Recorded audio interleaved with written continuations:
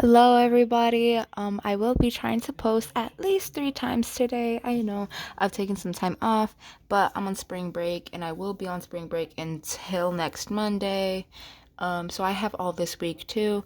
So I will be trying to post at least 3 times today, if not more. But with that being said, I will be reading the same story that I read yesterday, the Daisuke X reader, listener, whatever you want to say. Um, but with that being said, there will be some angst in this video. At least that is what the author is saying at the beginning of the story. If you hear anything in the background, I'm watching Eddie VR. So, yeah. Um, with that being said, let's continue. Daisuke's living room was usually your safe haven, a place of comfort filled with his terrible jokes, random YouTube videos, and snacks you both devoured without guilt. But tonight, the air was tense. I'm just saying, Daisuke, you huffed, crossing your arms. You could have at least told me before making plans for us without asking. It wasn't that big of a deal, Daisuke shot back, throwing his hands up in exasperation. I thought you wanted to hang out with everyone. I didn't think I needed your permission. You frowned, feeling your frustration bubble over. It's not about permission, it's about boundaries, Daisuke. You know I don't like being dragged into group plans last minute. You should have at least asked me if I was okay with it first. His brows furrowed, his own temper flaring. You act like I planned a whole event behind your back. It was just one night, and it wasn't even serious. But it's not the first time you've done this, he blurted out, the words tumbling out before you could stop them. You never think about how I feel in these situations. It's like you don't even care. Oh, that's kind of wow. Okay. The room fell silent for a moment, Daisuke staring at you as though you just slapped him. I don't care, he repeated, his voice low. Really? That's what you think? You didn't answer, too caught up in your own emotions to respond. The tension was suffocating, and before you knew it, you dragged your bag and stormed out towards the door. Sorry, I needed water.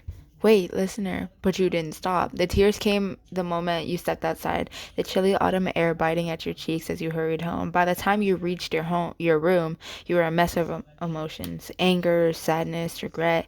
You collapsed onto your bed, burying your face into your pillow as the tears flowed freely. The next day passed in a haze. You stayed curled up in a bed, staring blankly at the ceiling as rain poured outside.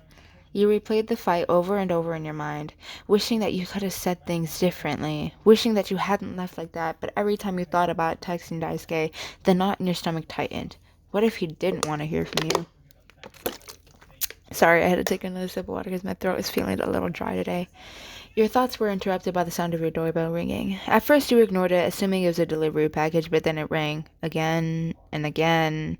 Alright, what the hell, you muttered, dragging yourself out of bed. By the time you made it downstairs, ringing became insistent.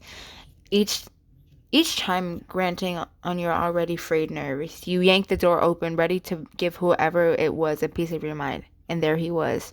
Daisuke stood on your doorstep, completely drenched from head to toe, the rain matting his hair to his forehead and soaking his clothes. He looked up at you, his expression a mix of guilt and desperation.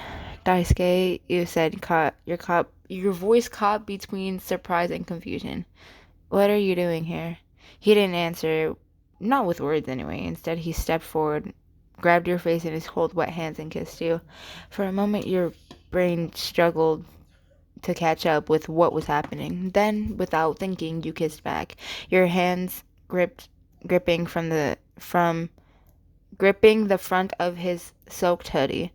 Then he finally pulled back. He rested his forehead against yours, his breath shaky. I'm sorry, he murmured, his voice barely audible over the rain. I was an idiot. I shouldn't have said those things, and I shouldn't have let you walk out like that. I'm so sorry. You stared at him, your heart pounding. You came all this way here? You came all the way here? In this weather? I couldn't just sit alone, knowing at home alone, knowing you were upset, he admitted, his eyes searching yours. I had to see you. I had to make this right. A lump formed in your throat. Before you could stop yourself, you stepped outside the rain, immediately soaking your clothes. You're going to catch a cold, you idiot, you said through your voice was more tender than scolding.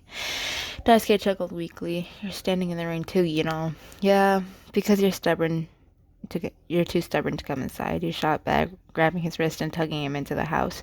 Once inside, you handed him a towel as washed as he awkwardly dried his hair, water still dripping from his clothes onto the floor. You're a mess, you said, shaking your head. Yeah, well, he said in a sheepish grin. I wasn't expecting it. I wasn't exactly thinking straight. You sighed, grabbing a blanket from the couch and draping it over his shoulders. Sit down before you catch pneumonia? Pneumonia. Don't know if I said that right. I kind of don't know what that is. um, he obeyed, sitting on the edge of the couch as he went to make some tea. As he returned, he was still there, staring down at his hands with a distant look in his eyes. Here, he said, handing him a mug. Thanks, he said softly, taking a sip. Okay, sorry. Oh my god, my throat is dry today. The two of you sat in silence for a moment, the sound of the rain filling the room. Finally, Daisuke spoke. I'm really sorry, listener, he said, his voice serious. I didn't mean to make you feel that, like I don't care, because I do. A lot. You looked at him, your chest tightening at the sincerity in his voice. I know, he said quietly. I was just frustrated, and I said things I didn't mean. Me too, he admitted, setting his mug down. I hate fighting with you. It felt wrong. Yeah, you agreed, a small smile tugging at your lips. It did. Daisuke leaned back against the couch, letting out a long sigh. So, we're good?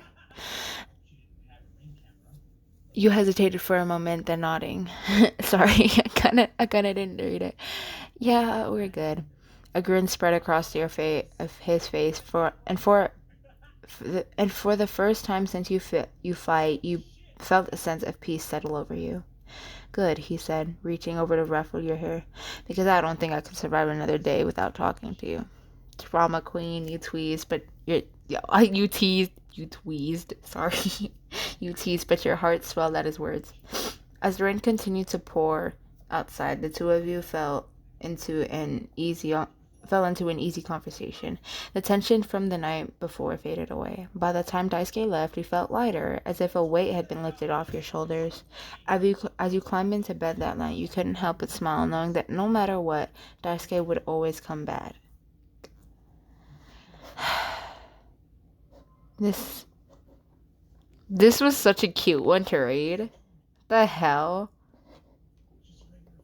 Like, rah. Anyways, thank you so much for listening. I know this. How long was this one? Give me a second. So, okay, 8 minutes long.